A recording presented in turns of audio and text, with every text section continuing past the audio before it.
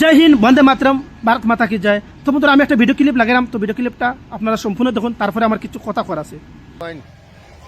Police আমরা শিলচরের police, সদর থানার পুলিশ, রাঙ্গিয়াকাড়ের পুলিশ কাম করো নাতে তোমরা করো, তোমরা বউলিয়ে হুতি রইও আর তারে চাকরিটা তোমরা যে কাপড় যেটা আছে ওটা লাগাই দিয়া কইও তুই তোর কাম কর।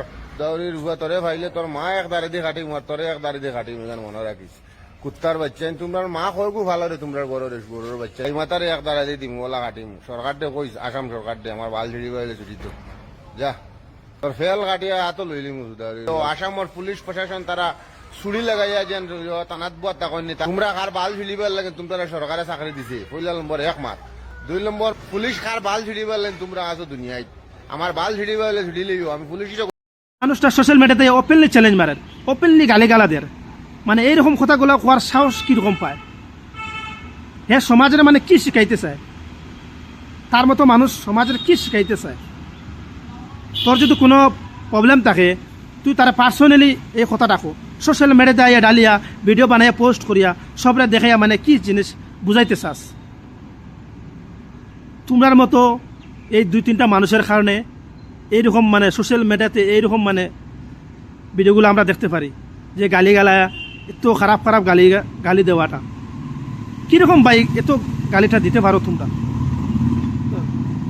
আমি বেসিক্যালি এরকম ভিডিও কোনো বানাই না, তো হঠাৎ করে ভিডিওগুলো আয় আমার সামনে, ভিডিও দেখা মানে এত খারাপ লাগলো। সবথেকে বেশি খারাপ লাগলো যেহেতু আমরা আসামের ছেলে, কাছাড়ের ছেলে, তুইও আসামের ছেলে, আসামের মানুষ হইয়া যে পুলিশ প্রশাসনের আসামের পুলিশরে তুই রেসপেক্ট দিতে পারলে না ভাই, তো তোর টাকা না টাকা সমান হয়ে গেলো।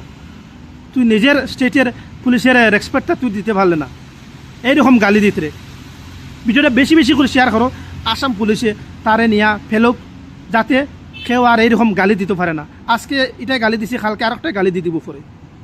এইগুলা এই মানুষগুলারে আগে তো সুধারতে লাগে, মানে ফেলিয়া ইয়ে করতে লাগে, তখন গিয়া মানে আর অন্য কেউ এরকম করতো না।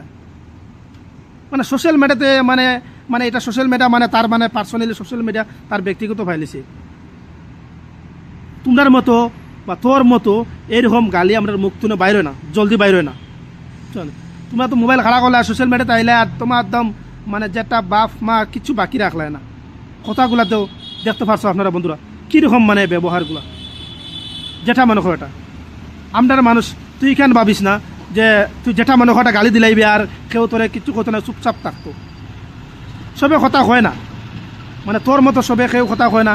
তুই যেরকম মানে গালিগালাজ দিতে সবে মানে এরকম কথা হইতে পারতো না, কারণ শিক্ষিত আছে তারা। তোরও তো ফ্যামিলি নাই বোধ হয় ওরকম, তার কারণে তুই এরকম সোশ্যাল মিডিয়াতে যেটা মনে হয় বাবা মা যেটা মনে হয় ওটা মানে হইতে। সবারও মুখ আছে, তোরও মুখ আছে, সবারও মুখ আছে, সবে গালি দিতে পারে, কিন্তু তোর মতো অশিক্ষিত নাই, সব শিক্ষিত। সবে দেখে ভিডিওগুলা। আমরা একটা ভিডিও বানাইতে বেজান চিন্তা করি যে ভিডিওটা কার কাছে যাইব, আমার ফ্যামিলি কার কাছে যাইব, সবে দেখবো। আমি এরকম কথাগুলো আমার কথাগুলাই মানে সমাজের ইউথগুলা মানে কি শিখব? যে বয়স হয়েছে বুঝদার লাগে দেখতে, পুরা তো বুঝদার মানুষ তুই এইরকম কথা কইতে সোশ্যাল মিডিয়াতে আয়া তুই মানে তোর মানে ইউথগুলো আসুন, যারা ছোটো বাচ্চারা আসুন বা ভবিষ্যতে যারা ইয়ে কটা, তারা মানে কি মানে শিখাইতে চাই রে তুই? তো বন্ধুরা, ভিডিওটা বেশি করে শেয়ার করো। আর এইরকম মানুষের উপরে প্রোটেস্ট করাটাই জরুরি। চুপচাপ থাকলে তারা আরও মানে সাঙ্গ উঠিব, বুঝছো? জয় হিন্দ, বন্দে মাতরম।